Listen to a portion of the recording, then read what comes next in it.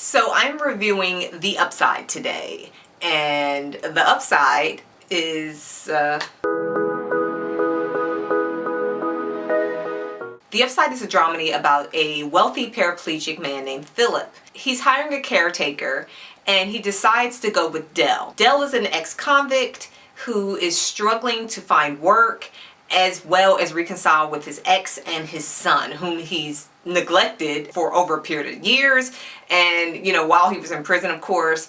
And so there's a lot of complication there. Philip, who is played by Bryan Cranston, has a lot of emotional walls up, and he's still, in a sense, kind of dealing with his disability. Dell, on the other hand, is trying to cope with life after prison. So the two come together. Of course, they fulfill a need for each other. And despite the fact that Kevin Hart is one of the leads, the movie is not super duper funny. It's funny, but it's more heartfelt, and there's a lot of dramatic elements to it. This lighthearted film really makes you think about a lot of things that you would not otherwise think about if you are an abled person. There were characters, for example, that would talk to Dell rather than talking directly to Philip, even if they wanted to ask Philip a question.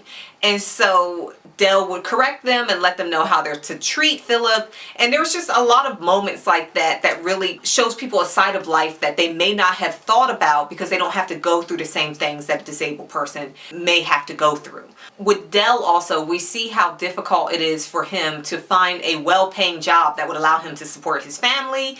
And there's just a number of elements to his situation that are complicated. He's trying to be a better person, but he has to prove that he's not the same person. In some areas he is. So there's a lot of heart in this movie, pun intended, I guess. It's different than anything that we've seen Kevin Hart in up to this point. There are definitely some Pretty Woman elements, as I like to call them. Dell is so free-spirited and just easygoing, very relaxed in any room that he enters.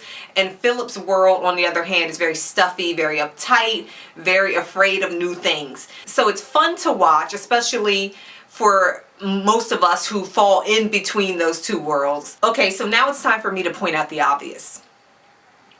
Why didn't they use a paraplegic person or a disabled person to play the role of Philip? I do not understand why the studio chose to go the Bryan Cranston route. I know why they did. Don't get me wrong. I know why they did it. I just don't understand. This is a movie that shows people a side of life that they may not have thought about. With this character, they had the opportunity to hire an up-and-coming actor who is disabled, and they totally dropped the ball. I do not understand. I think that would have been a great opportunity. This character, the character of Philip, is not one where you would immediately assume that it would be Bryan Cranston that could play this role. As long as this person is a good actor, they could have played this role. I personally think that it would have been a big step for Hollywood, and they didn't take it. But anyway, my review of this movie is that it's good. I enjoyed it. I came, I saw, I was entertained. I laughed a few times, sad at other times.